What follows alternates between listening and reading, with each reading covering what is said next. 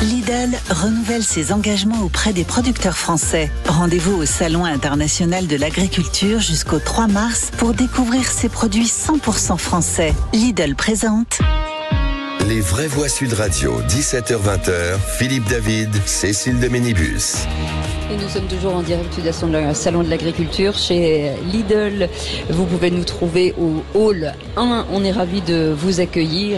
Et la question se pose, est-ce qu'on peut manger mieux pour un juste prix tout en jouant à la carte de l'agriculture française? C'est possible. Peut-être, on en parle dans un instant, bien entendu. Lidl qui se distingue par son modèle économique axé sur la discount qualité et une stratégie innovante et responsable, particulièrement dans le secteur agroalimentaire. Pionnière sur les contrats tripartites, Lidl France a innové en réunissant l'enseigne, les agriculteurs et les transformateurs pour assurer une rémunération équitable aux producteurs et une stabilité des prix, garantissant ainsi une transparence totale pour les consommateurs. Ils sont engagés dans la valorisation de la filière viande française. Lidl collabore aussi étroitement avec les éleveurs locaux pour offrir des produits de qualité, respectueux des normes environnementales et éthiques. Et Lidl participe activement à la réduction de l'empreinte carbone de l'agriculture en soutenant l'adoption de pratiques agricoles durables et moins énergivores, contribuant à la lutte contre le changement climatique. Et on vous souhaite la bienvenue, c'est les vraies voix responsables en direct du stand Lidl au Salon de l'Agriculture. Les vraies voix Sud Radio. Et bien que, avant la proposition d'Emmanuel Macron d'imposer des prix planchers lors des négociations commerciales, la question du revenu agricole se posait déjà lors de l'adoption de la première loi Egalim. Mais au-delà des obligations légales, Lidl met en avant ces contrats tripartites censés garantir une juste rémunération aux producteurs. Avec nous pour en parler, Jean-Philippe Vert, président et cofondateur de Cantavélo. Bonsoir, merci d'être avec nous. Et puis, dans un instant avec nous aussi sur cette valorisation de la filière viande, François Bloch sera avec nous. Bonsoir. Bonsoir. Vous êtes responsable des productions animales de Natup, qui est un groupe coopératif d'agroalimentaire animal végétal en Normandie. Philippe, avec cette première question. Cette première question, Jean-Philippe Veil, alors c'est Cantavélo, Cantal, Aveyron, Lot, 3 magnifiques départements dans lesquels on écoute bien évidemment Sud Radio. Qu'est-ce qu'un contrat tripartite et quel est l'avantage pour un producteur comme Cantavélo? Oui, donc bonsoir à tous. Jean-Philippe, donc président de la coopérative Cantavélo. Ce tripartite, déjà d'une part, il est très particulier parce qu'en fait, nous, c'est une toute petite coopérative qui existe depuis 14 ans. Donc, suite à une crise laitière qui a été sortie en 2010, on s'est structuré uniquement dans une bonne simple raison, c'est-à-dire d'amener de la valorisation à la production.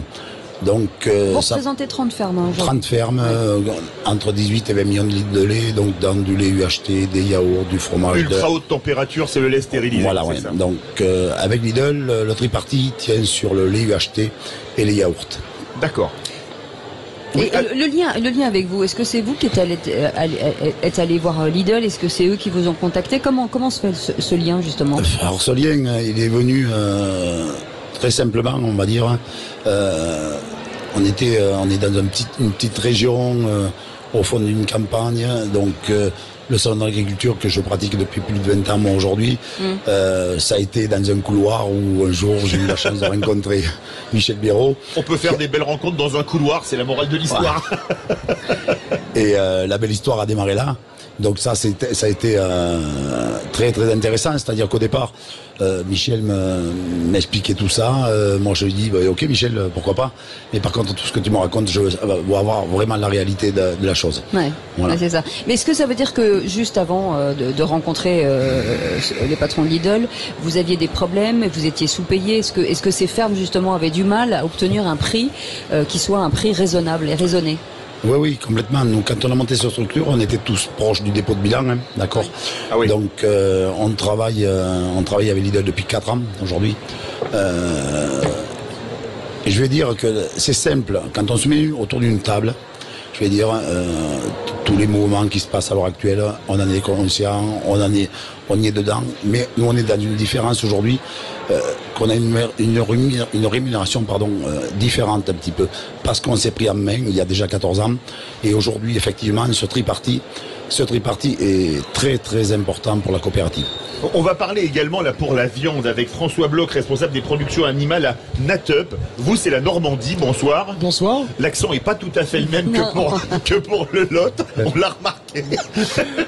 Vous, pour les contrats tripartites, pardon, c'est la même chose que pour le lait quand on travaille sur la viande?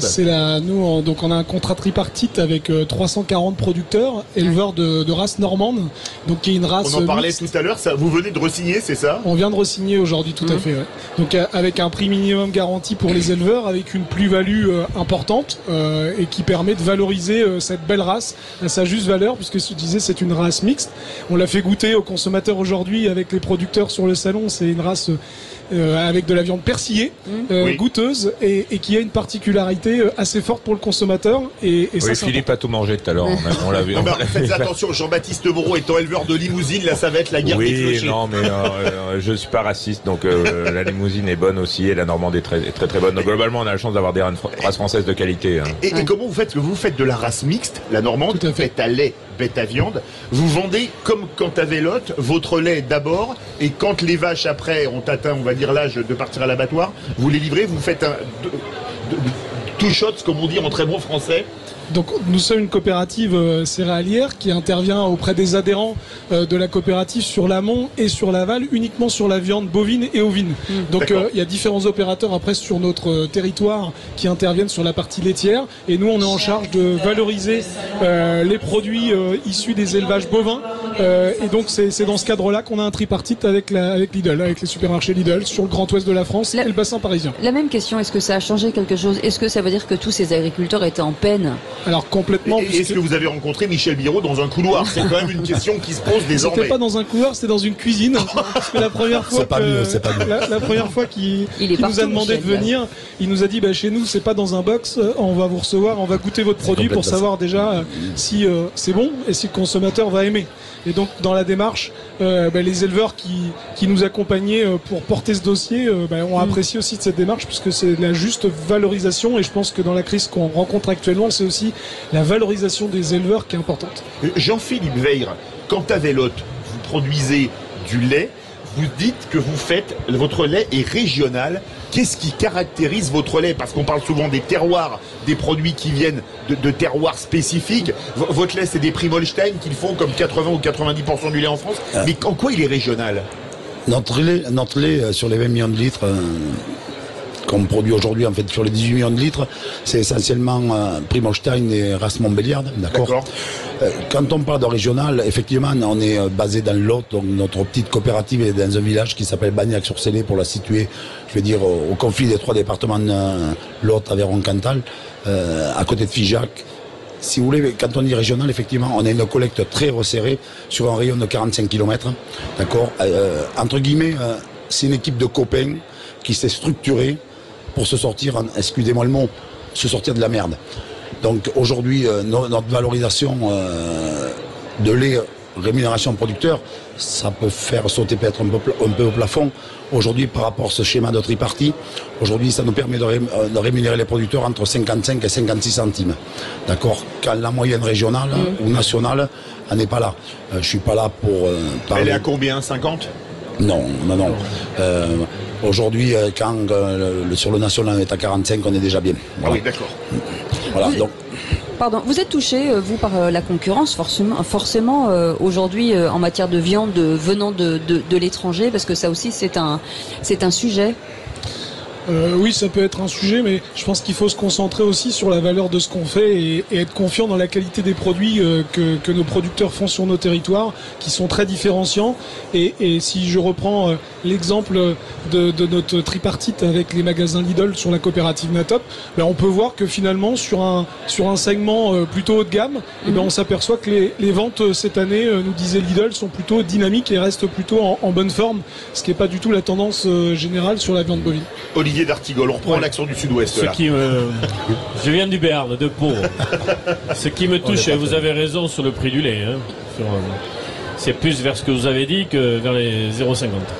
Ce qui me touche beaucoup dans vos 2 témoignages, mais beaucoup, c'est que ce sont terriblement des histoires humaines.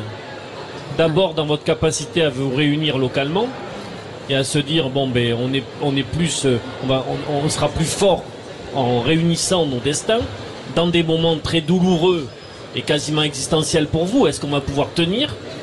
Et quand vous parlez quand même du grand patron de Lidl, vous dites pas Monsieur Biraud, vous dites Michel. Et donc là aussi, il y a une nouvelle rencontre humaine. Donc ça peut se passer comme ça. Et j'espère que ce sont 2 très beaux témoignages montrant qu'il y a des possibles à portée de main. Alors il y a quand même la rencontre. Hein. Il y a quand même la rencontre. Et j'espère que vos 2 témoignages pourront se dire bon, mais c'est peut-être possible pour d'autres, à condition que l'ensemble des acteurs de la chaîne puissent se dire sur la répartition de la valeur ajoutée. On a pour certains des efforts à faire et les marges existent. Oui, comme le disait, j'ai l'impression que dans le bon sens paysan en général, un accord ça se faisait en tapant dans la main. Oui, alors ça, c'est moins vrai que ça l'a été. C'est un peu tapé dans la main, comme vous dites avec Mais vaut mieux que ce soit écrit un peu, puis il y a quand même le meilleur. Enfin, moi, chacun fait ce qu'il veut, hein, mais aujourd'hui, c'est quand même plus fiable. Et surtout, il y a le troisième maillon de la filière, c'est, enfin, d'un côté l'abatteur ou de l'autre côté la coopérative laitière, qui doit aussi jouer le jeu de la transparence si on veut que ça fonctionne. Voilà, il faut pas l'oublier. François Bloch. Et il y a un élément important que Monsieur Moreau connaît bien, c'est aussi le collectif dans tout ça. Vous l'avez dit tout à l'heure à juste titre. Si on veut finalement sortir vers le haut le monde agricole, c'est en le jouant collectif, et le monde coopératif est quand même une réponse par rapport à ça. Aujourd'hui, c'est 5000 animaux juste dans le contrat tripartite qu'on voit avec une valorisation de plus de 120 € par tête qui sont proposés par Lidl.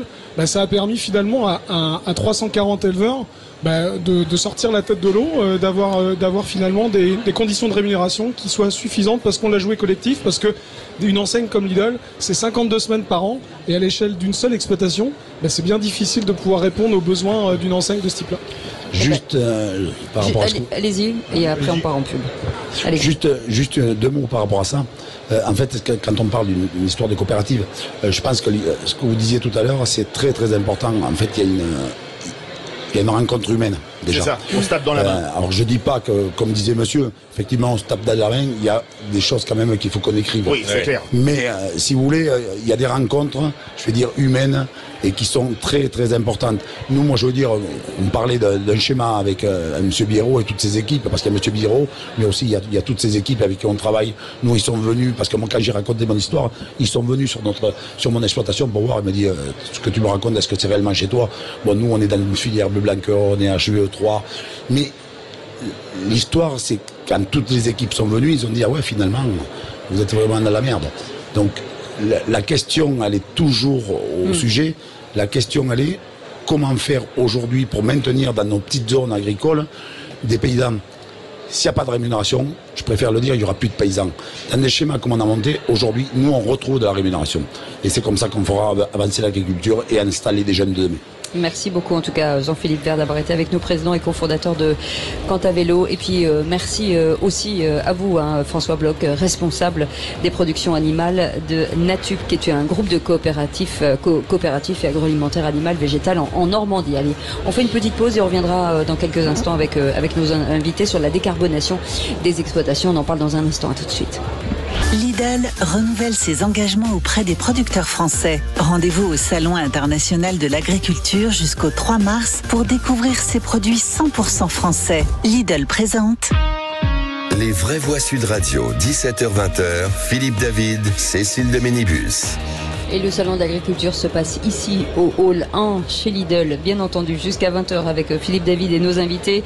On va parler de l'accompagnement, de la transition écologique des agriculteurs. Stéphane Pelletier est avec nous, éleveur et président de l'APAL, la plus grande association d'éleveurs de bœuf en France. Bonsoir, merci d'être avec nous. Et puis pas que, puisque Lucille Gérardin est avec nous, chef des projets RSE chez Lidl. Bonsoir, merci d'être avec nous. Alors, ce qui est important déjà, c'est de parler, on parle de décarbonation avec vous des exploitations. Aujourd'hui, ça veut dire quoi pour qu'on comprenne bien, ceux qui ne sont pas aguerris en tout cas au sujet, ce que ça veut dire? Alors déjà, dans l'élevage, il y a des prairies.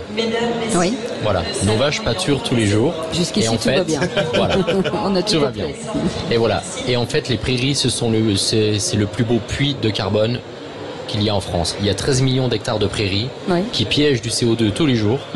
Et en fait, il y a à peu près 80 tonnes de CO2 sous un hectare de prairie. D'accord.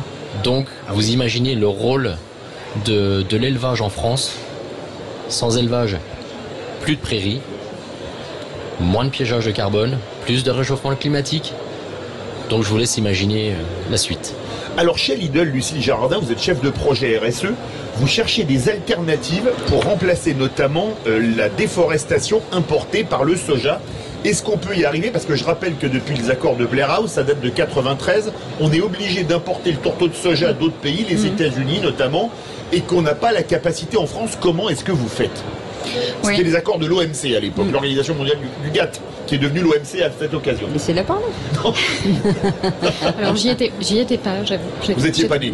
Je crois que j'y étais pas né. Moi non plus. Mais c'est un changement fondamental. Et c'était Jacques Chirac, qui est la gloire des agriculteurs, qui l'a mis en place. Quand même, ça, ils s'en souviennent pas beaucoup en général. Et vous n'êtes vraiment pas laissé parler. Laissez-la parler. Non, effectivement, vous avez raison. La relocalisation des protéines végétales et notamment le soja qu'on intègre. En fait, quand on parle de soja, on parle de quoi? On parle du soja qu'on intègre dans l'alimentation des animaux, donc des produits de la volaille, du bœuf. Et en fait, ce soja, il est majoritairement importé d'Amérique du Sud, d'Argentine et des États-Unis. Et en fait, en Amérique du Sud, il y a une très grosse problématique de déforestation pour justement pouvoir permettre de cultiver ce soja. Et depuis les années 70, c'est vrai qu'en France et en Europe, on a complètement perdu nos cultures de protéaginés au bénéfice du soja, parce que c'est vrai que d'un point de vue agronomique, c'est une matière première qui est très intéressante. Et donc nous, concrètement, ce qu'on a voulu justement, c'est travailler pour la relocalisation de ces protéines végétales, justement en France ou en Europe. Et quand on parle de protéines végétales, on parle de pois, de févrole qui était produit il y a quelques années, quelques dizaines d'années encore massivement chez nous. Et donc on a monté plus précisément un groupe de travail avec des importateurs, avec des fournisseurs, pour voir comment on peut produire et relocaliser une partie des protéines chez nous. Et on a monté un projet sur 4 filières, donc sur le porc, sur la volaille, sur le lait et sur les œufs. Et donc chez Lidl, on a des produits dont une partie de l'alimentation des animaux a été substituée par des protéines françaises et des protéines européennes. Stéphane Pelletier, forcément, vous êtes un éleveur, président de l'APAL, cette grande association d'éleveurs. Aujourd'hui, contrairement à ce que les gens peuvent penser, le climat, c'est une priorité quand même pour vous. Priorité parce que nous sommes les premiers, nous sommes en première ligne sur le sujet, parce que les à-coups climatiques, les sécheresses, les inondations, c'est l'agriculture qui est la première, mais complètement, qui est la première impactée. Oui. Donc bien évidemment qu'on est très très concerné. Mais comment on anticipe la gestion des sols par exemple? Comment on anticipe la gestion des sols par exemple? La gestion des sols, alors... écoutez, moi je suis dans une région où le modèle polyculture élevage prédomine. Ouais. Donc voilà, en fait il y a une partie en céréales, il y a une partie pour l'alimentation des animaux, donc les prairies. Encore en Grand Est, je crois qu'en moyenne ça doit être 40% de la surface agricole utile et encore en prairie, qu'il faut absolument préserver, parce qu'en fait c'est aussi un puits de carbone, je l'ai dit tout à l'heure, et puis avec la biodiversité qui va avec, donc c'est très très important. Et puis surtout on privilégie l'autonomie alimentaire sur nos exploitations. Tout de suite Lucille parlait de soja. Oui, bien sûr. Donc bien évidemment que je préfère que mes éleveurs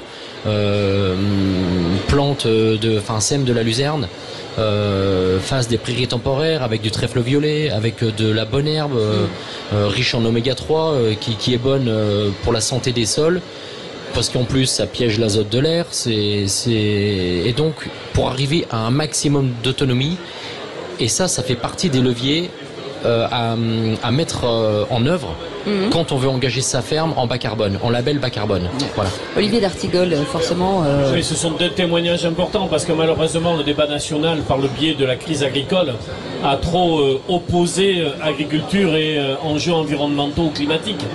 Et vos deux témoignages, que ce soit du côté des éleveurs ou des distributeurs, montrent qu'il y a une haute conscience de ces enjeux-là et qu'il y a des chemins pour justement, non pas parler, mais agir concrètement des objectifs que vous avez citées. En plus, sur des filières qui sont, pour certaines d'entre elles, en grande crise, mais ce qui veut dire qu'on peut répondre à la crise tout en ayant ces enjeux en ligne de mire. Jean-Baptiste Brault, vous qui êtes producteur bovin, vous pouvez échanger notamment avec Lucille Girardin sur ce qu'ils font. Non, mais j'ai surtout aussi été président de coopérative et j'ai été vice-président avec Stéphane du label Rouge Limousin. Donc je connais bien toutes ces problématiques et contrairement à ce que les bobos écolos parisiens racontent à longueur de temps, une agriculture végane n'existera jamais. Il n'y aura jamais d'agriculture durable sans élevage. Ça n'existe pas. C'est-à-dire que si vous n'avez plus d'élevage demain, vous n'avez plus d'engrais organiques, c'est-à-dire de fumier pour parler de façon à ce que tout le monde nous comprenne. Oui. Donc vous n'avez plus que des engrais chimiques, donc vous ne résolvez rien aux enjeux climatiques. Si vous n'avez plus d'élevage, vous n'avez plus de prairies, et donc c'est juste catastrophique. Il n'y a pas d'agriculture durable sans élevage, contrairement à ce qu'on raconte sans arrêt sur les plateaux télé. Lucille Girardin, ce que vous faites relancer de la production notamment d'oléoprotéagineux en France, quelque part, est-ce que vous ne faites pas le métier du ministre de l'Agriculture et de la souveraineté alimentaire, le terme souveraineté alimentaire s'imposant dans ce domaine? Parce que si on n'a pas les Américains ou les Argentins pour donner notre bétail, on ne sait plus quoi faire. Faire le métier du ministère de l'Agriculture, je ne sais pas si je pourrais revendiquer ça, mais par contre on est un acteur de la filière, on est un acteur de l'agroalimentaire en France, et c'est aussi du coup notre responsabilité d'accompagner les agriculteurs, nos fournisseurs justement pour arriver à parvenir à cette souveraineté alimentaire. On a aussi des enjeux de l'objectif, nous, c'est qu'on ait des produits en magasin. Et effectivement, en fait, si on ne soutient pas les agriculteurs, si on ne les accompagne pas dans la transition, notamment sur la lutte contre le réchauffement climatique aussi, on en parlait avec Stéphane, et en fait, nous, on n'aura pas de produits en magasin, et c'est aussi un enjeu très important pour les clients. Quel est le rôle justement du client? Parce qu'il faut l'éduquer, aller chercher des produits, et ça c'est assez compliqué. On va pas leur tenir la main dans un magasin, mais il y a aussi le fait, vous, d'avoir une forte RSE et d'avoir un véritable engagement. Finalement, quelque part, ça entraîne les consommateurs aussi. L'objectif, si vous voulez, pour nous, chez Lidl, c'est vraiment d'offrir le choix par défaut, en fait, sans défaut. On a un approvisionnement qui est assez restreint, un produit, un besoin, et l'idée, c'est vraiment d'investir dans ce choix client. Après, c'est vrai que les clients, sur les sondages, ils sont de très bonne volonté. Les Français ont une préoccupation très importante pour le Made in France, mais quand on arrive en magasin, souvent, on regarde ce qu'on a dans le porte-monnaie, et en ce moment, c'est plus compliqué. Donc c'est pour ça que on peut pas tout reposer, tout ne peut pas reposer sur le consommateur, et c'est pour ça que c'est l'ensemble des filières qui doivent être impliquées, et aussi les politiques publiques. Absolument. Merci beaucoup Lucie Girardin, chef projet RSE chez Lidl, et merci beaucoup. Oui, alors j'aimerais bien dire un petit mot par rapport à ça, que tout ne peut pas reposer sur le consommateur. Alors c'est exactement ça. En fait, aujourd'hui le consommateur ne peut pas payer, je pense, toutes les externalités environnementales que génère l'élevage. Je ne sais pas comment je peux vous expliquer ça, mais dans quelle pièce de théâtre on ne paye pas le metteur en scène? Je vous pose la question. Aucune. Voilà. Je vous confirme. Comment? Aucune, je vous confirme. Aucune. Eh ben écoutez, nous, c'est nous qui mettons en scène la pièce de théâtre en France, et on oublie de nous payer. Et ça, c'est quelque chose qui m'insupporte au possible. Et je comprends. On comprend. Voilà. On comprend tout Absolument. à fait. Merci en tout cas, Stéphane Pelletier, d'avoir été avec nous, éleveur et président de la PAL, cette grande association d'éleveurs de bœuf en France, basée à l'Est. Merci beaucoup d'avoir été avec nous. Dans un instant, on continue, bien entendu, avec Lidl sur la multiple initiative pour soutenir ces filières agricoles. À tout de suite. Lidl renouvelle ses engagements auprès des producteurs français. Rendez-vous au Salon international de l'agriculture jusqu'au 3 mars pour découvrir ses produits 100% français. Lidl présente Les vraies voix Sud Radio, 17h-20h, Philippe David, Cécile de Ménibus. Et nous sommes toujours en direct depuis le stand Lidl Hall 1 du Salon de l'Agriculture au Parc des Expositions de la Porte de Versailles. Et on va désormais parler des motivations pour les agriculteurs. Comment les aider à prendre des congés? On va en parler avec Christophe Haas, exploitant de céréales de poules pondeuses dans le Bas-Rhin, président du service de remplacement qui permet aux agriculteurs de trouver un remplaçant pour leur ferme quand ils sont en arrêt ou en vacances. Bonsoir. Bonsoir. Et avec nous, on va aussi parler de la mise en place d'un fonds de dotation aux jeunes agriculteurs qui s'appelle Terres Innovantes, avec Rémi Dumas, vice-président du syndicat des jeunes agriculteurs. Bonsoir. Bonsoir. Et on va commencer avec vous parce que vous êtes très pressé. On sait qu'on est au salon de l'agriculture ici chez Lidl. Justement, ce fonds de dotation pour des jeunes agriculteurs, le but c'est quoi forcément? C'est de les aider, mais comment on peut mettre ça en place? Alors, le but du fonds de dotation de Terres Innovantes, c'est de faire de la pédagogie et de parler de notre métier positivement à travers différentes festivités. Et aussi donc avec nos mécènes partenaires dont Lidl fait partie, c'est aussi de promouvoir le métier, de montrer une autre facette de notre métier. Et à l'heure actuelle, on est sur une refonte un petit peu du fonds de dotation avec des perspectives d'aller chercher des jeunes de 18-35 ans, un petit peu ce ventre mou comme dit le président de l'électorat, des jeunes qui se cherchent un petit peu en fait au niveau du monde agricole. On va pas aller chercher ceux qui sont acquis à notre cause, on va pas aller chercher ceux qui sont radicaux et qu'on n'arrivera pas à rattraper. C'est aller discuter avec les gens qui sont ouverts et parler d'agriculture. Qui se cherchent un peu peut-être. Et qui se cherchent, de savoir qu'est-ce que l'agriculture fait, notamment pour l'environnement. Et on a un petit peu cet axe-là d'aller dans les villes moyennes. Il y a un vrai virage là-dessus, sur les jeunes agriculteurs, justement, sur l'écologie, sur leur environnement. De toute façon, ils n'ont pas le choix, mais dans l'absolu, on sent que dans cette nouvelle génération, il y a une initiative naturelle.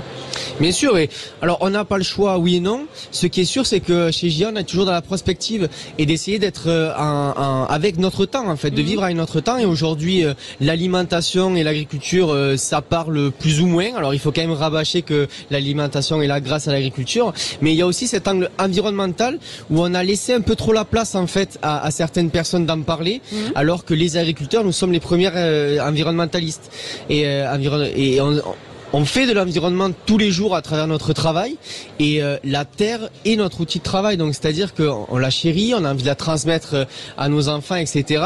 Et c'est pour ça qu'on a pris cet angle d'aller parler à des gens ouverts et qui ont envie d'appréhender différemment l'agriculture. Rémi Dumas, il y a urgence?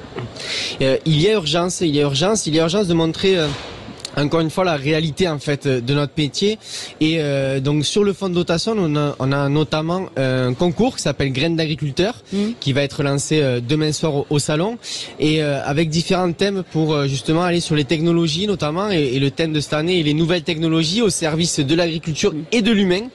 Et de montrer cette facette de l'agriculture qui est méconnue encore de nos jours, c'est tout ce qu'on a pour nous aider au quotidien, parce qu'on voit encore trop souvent un métier qui est passéiste, un métier difficile. Alors certes, il est toujours un peu difficile, mais par contre, il vient avec son temps. Donc les nouvelles technologies sont très présentes dans notre métier. Sur la pénibilité, par exemple. Pour faciliter le travail, donc sur la pénibilité, mais aussi sur être plus performant sur l'environnement et notamment sur l'intrant phytosanitaire où on a des cartes GPS pour mettre la bonne dose au bon endroit et qui permet de réduire effectivement nos intrants phyto. Merci beaucoup Rémi Dumas, je sais que vous êtes très pressé, vice-président des jeunes agriculteurs. Merci beaucoup. Et nous sommes en compagnie de Christophe Haas, exploitant de céréales et poules pondeuses dans le Bas-Rhin, président du service de remplacement qui permet aux agriculteurs de trouver un remplaçant pour leur ferme quand ils sont en vacances ou en arrêt. Alors bonsoir Christophe Haas. Lidl a financé 10 000 jours de congé pour les agriculteurs en 2023. Pourquoi cette initiative? C'est une initiative qui est payée par le consommateur. Comment ça fonctionne? Donc pour cette initiative, effectivement, donc Lidl a payé 10 000 jours. Donc c'est une action qui est mise en place pour la 4e année. Donc c'est sur 3 ans, 3 000 jours de remplacement par an qui sont effectués. Donc avec des producteurs qui sont en contrat tripartite pour Lidl. Donc il apporte une petite bouffée d'oxygène, une bouffée de sérénité pour des gens qui n'avaient pas forcément les moyens, enfin les moyens techniques ou humains, voilà, parce que une ferme aujourd'hui quand on a de l'élevage, c'est 365 jours sur 365. Voilà, les animaux malheureusement, on ne les laisse pas un samedi soir en partant et puis on revient une semaine après. Voilà, il y a aussi tout ce travail-là au quotidien il fallait trouver des alternatives en fait, c'est ça. Et donc on a trouvé une des alternatives et effectivement c'était suite à une réflexion donc avec Michel Biérot, donc président de Lidl, qui nous avait dit écoutez, moi si je peux vous aider à trouver une solution et à mes producteurs également qui travaillent pour moi de se dégager un petit peu de temps libre, allons-y. Et donc c'est une opération qui aujourd'hui financé sur la semaine du salon, sur une partie des produits, en fin de compte, où il y a 5 cents qui sont ponctionnés sur des produits vendus en magasin Lidl, qui arrivent à cagnoter globalement, et puis après ils rajoutent une petite partie, d'où on les remercie également pour leurs actions, donc ils vont permettre de financer ce type d'action. C'est un écosystème solidaire. Et comment ça se passe concrètement ? Parce que donc ces exploitants peuvent donc souffler un peu, partir, changer d'horizon, se reposer, et donc quelqu'un vient les remplacer sur leur exploitation. Mais il faut donc qu'il y ait un tuilage, qu'ils en aient parlé, quels sont les profils de ceux qui viennent les remplacer une semaine par exemple ? Donc effectivement, donc les services de remplacement, on dispose aujourd'hui d'un vivier de 35 000 agents de remplacement sur toute la France. Donc tous les départements sont couverts.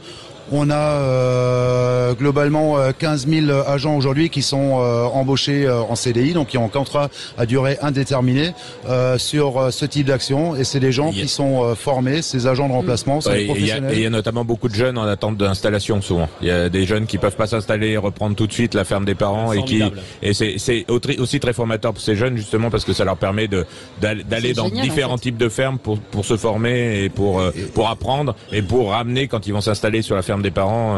Voilà, il y a aussi ça qui et effectivement aujourd'hui c'est peut-être quand on parle aujourd'hui de renouvellement des générations, et effectivement avec les chiffres, quand on sait que d'ici 10 ans 50% des personnes, des agriculteurs vont partir à la retraite, aujourd'hui le service de remplacement peut être un mécanisme également, et c'est ce que nous on souhaite aussi à ces jeunes-là et à ces gens qui passent par nos services, voilà, d'avoir à ce titre-là une expérience, après une ouverture d'esprit qu'ils peuvent acquérir pour reprendre une exploitation par la suite. Christophe Haas, vous faites ça pour prendre des congés, mais vous faites ça aussi a priori pour des arrêts, quand par exemple il y a un gros pépin de santé, et ça peut arriver quand on est agriculteur, comme quand on fait n'importe quelle profession, malheureusement. Effectivement, les services de remplacement sont là. Donc c'est pour les motifs principaux aujourd'hui, quand on est amené à remplacer des agriculteurs dans les exploitations, c'est soit pour des accidents, pour des maladies. Après les autres motifs également, on a la formation, entre autres le congé paternité, le congé maternité, voilà, qui aujourd'hui sont totalement pris en charge. Et les responsables professionnels aussi qui ont besoin d'être suppléés quand ils ont des responsabilités, qu'ils ont des réunions et tout ça aussi, utilisent beaucoup le service de remplacement. Et le congé paternité et maternité, c'est quelque chose qui n'existait pas trop jusqu'à présent et qui se développe de plus en plus chez les agriculteurs aussi, et ce qui est normal. C'est très novateur ce qui a été lancé quand même, ça, non ? Les services de remplacement aujourd'hui ont quand même 50 ans d'existence. Oui. Voilà, donc mais c'est pas pratiqué partout, c'est ça le... Il y a des services dans tous les départements. Après, c'est vrai qu'il y a des départements, les départements d'élevage, il y a effectivement plus d'attentes de ce côté-là, plus de demandes, et peut-être aujourd'hui une prise en compte également des facteurs un petit peu sociaux. Aujourd'hui, des agriculteurs qui sont installés veulent peut-être se dégager un peu plus de temps libre, avoir un autre confort de vie que ce qu'ont pu l'avoir la génération de nos parents, par exemple. Et ça recrute pas mal dans ces services de remplacement. Aujourd'hui, il y a des postes à pourvoir ou parfois on peine à pourvoir. Donc c'est dans la continuité de ce dont on discutait tout à l'heure avec les lycées agricoles et autres. Voilà, c'est ceux qui sont en lycée agricole ont pas tellement de difficultés à trouver du boulot, quand bien même ils s'installent pas. Il y a d'autres emplois qui sont disponibles, notamment dans les services de remplacement, en attendant d'avoir un projet d'installation qui se concrétise.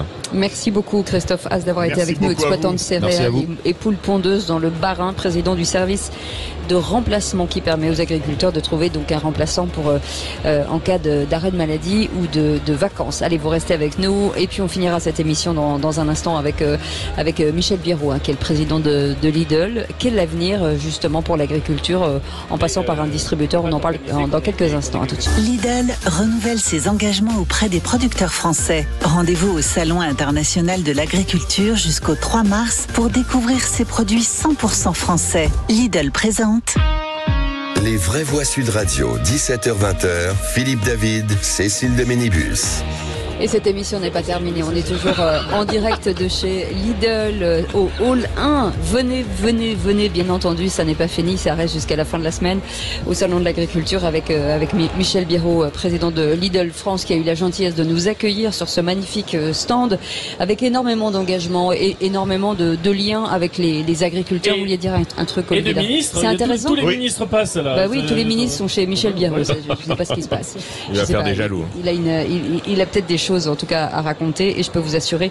On va revenir 2 secondes sur votre parcours, parce que c'est ça qui est intéressant aussi, Michel Biérot.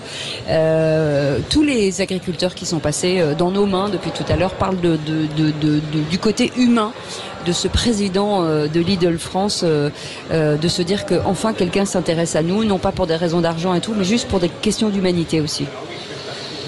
Après, ouais, moi je suis un passionné de l'humain et après, je sais pas, je viens aussi de ce monde. Je suis alsacien, ma maman était dans la choucroute, mon beau-père est paysan, je suis pas énarque. Comme disait mon ancien patron Bernard Loiseau, j'ai un bac d'eau chaude et un bac d'eau froide. Et ouais, j'aime l'humain, et c'est vrai que c'est vraiment un... Et pourtant vous n'êtes pas tiède. C'est bon, ça. Elle est très bonne. Pas mal. Énorme. Elle est très bonne. Très très bonne. Je ne dirais pas sur cet humour Fontaine, je ne boirais pas de ton eau. Mais non, vous voyez, j'aime aller à la rencontre du monde agricole. Tous les contrats, vous pouvez leur demander. Je suis chaque année dans les fermes. Ça m'arrive de me retrouver avec Jérémy Desserre, à traire une vache à 4h du matin. Voilà, j'aime ça. C'est vraiment... Et j'ai envie de dire, toute relation commerciale, en tout cas 50% d'une relation commerciale, pour moi, c'est de l'humain. La confiance. C'est de la relation humaine. Si vous permettez que je fasse 2 questions pour le prix d'une. Lidl, quand on lit votre site, vous êtes passé du hard discount au soft discount. Oui. Et on a l'impression, en entendant vos fournisseurs agriculteurs, que vous n'avez pas des relations conflictuelles, mais des relations soft.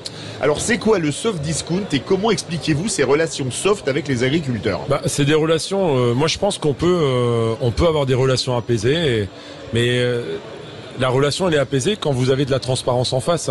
Si vous avez de l'opacité en permanence, ce qui se passe aujourd'hui avec les grandes marques, faut le dire, il peut pas y avoir des relations de confiance. Donc c'est de la défiance permanente. Et c'est comme disait Julien de Normandie, c'est des jeux de dupes permanents. Et c'est ça. Mais et je viens d'en parler à la ministre, il faut revoir d'urgence, on l'a dit tout à l'heure, la loi de modernisation de l'économie. Et il faut remettre tout à plat dans ce pays. On est le seul pays au monde à avoir des lois qui régissent la négociation des marques nationales. On n'est pas plus bête que les autres. Donc, j'étais en Espagne pendant quelques mois, il y a 1 an, pour voir comment travaillent mes collègues espagnols. Je dis pas que c'est les bisounours, mais les relations sont apaisées. Et c'est drôle, les marques nationales sont 15% moins chères en Espagne qu'en France. Donc il y a bien quelque chose, quoi. Olivier D'Artigol. J'étais très marqué par le représentant de Cantavelotte. Jean-Philippe. 30 fermes. Ouais, ça c'était une belle histoire. Et il nous dit, dans un couloir, je rencontre, il dit pas d'ailleurs le patron de Lidl, il dit Michel. Et après il nous dit comment ça s'est passé. Et donc il y a quelque chose qui touche à l'humain, dont on a pu croire au cours des dernières semaines, au vu de la crise agricole, que ça n'était plus possible. Or, c'est à portée de main. Mais l'humain, tout est possible dans l'humain. Moi, j'ai toujours dit, ça fait 9 ans, je suis là du premier jour au dernier jour. Je suis là, bien sûr, pour accueillir les visiteurs, mais surtout pour parler au monde agricole. Et le monde agricole, pendant des décennies, depuis toujours, c'est des solitaires, ils sont dans leur ferme. Ils ont besoin de communiquer. Et rien que le simple fait de dialoguer avec le monde agricole, ça apaise déjà. Parce qu'ils se sentent écoutés. De se sentir considérés. Exactement, considérés. Et on a trop souvent oublié le monde agricole. Donc le fait de parler, et c'est vrai, Jean-Philippe, on s'est rencontrés, il m'a attrapé, il m'a dit il faut qu'on me parle, avec son accent. Là. Et on a parlé, et aujourd'hui on bosse ensemble, et on est potes. Je connais sa femme, elle est là. Je vais aller en vacances chez lui. Enfin, c'est des vraies histoires d'hommes avec un grand âge. Aussi, mais une chose importante, on peut vous rencontrer dans un couloir comme Jean-Michel Veil, mais aussi dans une cuisine comme François Bloch. Exactement. On peut vous rencontrer absolument. Dans un magasin Lidl aussi, probablement. Mais toutes les semaines, je suis dans les magasins Lidl. C'est mon job, c'est le cœur du métier. Michel Biérot, est-ce qu'on a tendance à oublier, et on l'entend beaucoup parce que c'est le salon de l'agriculture, et après on a tendance à l'oublier, que ce sont eux qui nourrissent la France. Ah oui. Ouais. Ah oui, faut jamais l'oublier. C'est eux qui nous nourrissent au quotidien. Et on peut manger demain des poulets ukrainiens si on veut. On peut boire du lait polonais. Mais je pense que c'est quand même, on est quand même le pays de la gastronomie. Le monde entier nous envie cette magnifique gastronomie. Ne perdons pas ces valeurs et cette souveraineté, quoi. Jean-Baptiste Moreau. Non, je vais pas continuer à tresser des louanges à Michel Biérot parce qu'il va avoir les chevilles qui vont plus passer dans les baskets. Parce qu'il a toujours ses baskets dans les bottes, de toutes les couleurs. Non, c'est les baskets. Il a toujours les baskets au pied, les baskets Lidl d'ailleurs. Non, mais honnêtement, moi, pour avoir été de l'autre côté de la barrière, l'avantage avec Michel, c'est que c'est assez cash et assez direct. Dans le jeu de dupe, effectivement, que constitue l'ensemble des filières agroalimentaires, avec la grande distribution, avec les PME, quand vous êtes politique, vous avez souvent en face de vous des gens qui jouent une pièce. Michel, il joue pas une pièce. Donc c'est aussi ça, c'est aussi, je pense, que ce côté-là que le monde agricole reconnaît chez lui, c'est que voilà, on se parle cash, pas toujours d'accord. Hein, il y a des fois des prises de bec, mais au moins il y a pas de jeu de dupe et de jeu de faux semblants ou de prétexte ou de gens qui vous expliquent qu'ils font que du local alors que c'est 1,2% de leur rayon ou même peut-être moins. Enfin voilà, ils s'achètent pas une bonne conscience. Parfois on est d'accord, parfois on n'est pas d'accord, mais au moins c'est direct et c'est franc. Et voilà, dans le rapport entre le politique et le monde de l'entreprise, c'est pas toujours fréquent. C'est pas toujours le cas. Michel Biérot, l'avenir aujourd'hui, on est en 2024. Forcément, là, il y a des enjeux importants après ce qui s'est passé ces derniers mois. Les enjeux pour Lidl, c'est quoi aujourd'hui? Alors je l'ai dit, je suis pas philanthrope, je suis salarié d'une entreprise qui doit sortir des résultats. Et donc l'enjeu, c'est que de retrouver une belle croissance qu'on a connue pendant 10 ans, qu'on a perdu un petit peu ces derniers mois. Et pour ça, effectivement, le consommateur, il est bipolaire, je l'ai dit tout à l'heure. Ils disent tous qu'ils veulent aider le monde agricole, mais au final, ils achètent un prix. Et donc, je m'appelle pas Monop, je m'appelle Lidl. Mon ADN depuis 35 ans, c'est le prix. Il faut que je continue à matraquer le prix. Mais jamais en mettant KO le monde agricole. Et je peux concilier les deux, je le démontre depuis 9 ans et je vais continuer à le faire. Mais pour les agriculteurs français, ils disent souvent, on ne demande pas des aides, on demande des prix, on demande des marges. Oui. Et d'être considéré. On a l'impression que vous les avez entendus, mais on se demande si vraiment les pouvoirs publics les entendent. Est-ce que c'est quand même pas une question qui se pose? Jean-Baptiste Moreau et Michel Biérot. Non, mais je pense que globalement, les pouvoirs publics les entendent parfaitement. Enfin, je veux dire, que ce soit le président de la République ou le Premier ministre depuis un mois, ou les ministres de l'Agriculture, que ce soit Agnès Pannier-Runacher ou Marc Fesneau, ont fait des annonces, ont entendu, ont consulté. Voilà, après, c'est une crise qui révèle 30 ou 40 ans globalement de problématiques autour du revenu en agriculture. C'était une des raisons de mon engagement en 2017, donc on l'a pas résolu. Maintenant, il faut aller vite parce que l'agriculture française est en voie de disparition, c'est très clair. Merci en tout cas d'avoir été avec nous. Merci beaucoup Michel Biérot de nous avoir reçus déjà, président de Lidl France, de nous avoir reçus ici. Merci en tout cas pour ce que vous faites pour les agriculteurs. Ça a été un moment assez incroyable de cohésion et d'humanité. En tout cas, merci Monsieur D'Artigol. Oui. Ah, vous êtes là? Oui. Parti. Je pensais que vous étiez Vous avez vu, parti. là, elle a fait la maîtresse d'école. Ça m'arrive une fois par émission. En plus, elle est gendarme de réserve.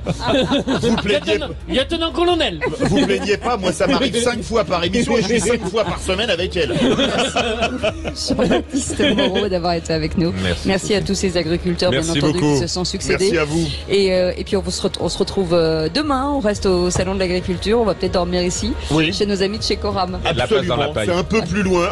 Oui, mais c'est très bien. Un homme illustre traîné dans la paille. Avec nous. Allez, passez une belle soirée. Merci beaucoup. Les vraies voix, ça recommence à partir de demain 17h. On vous embrasse. Passez une belle soirée. Salut.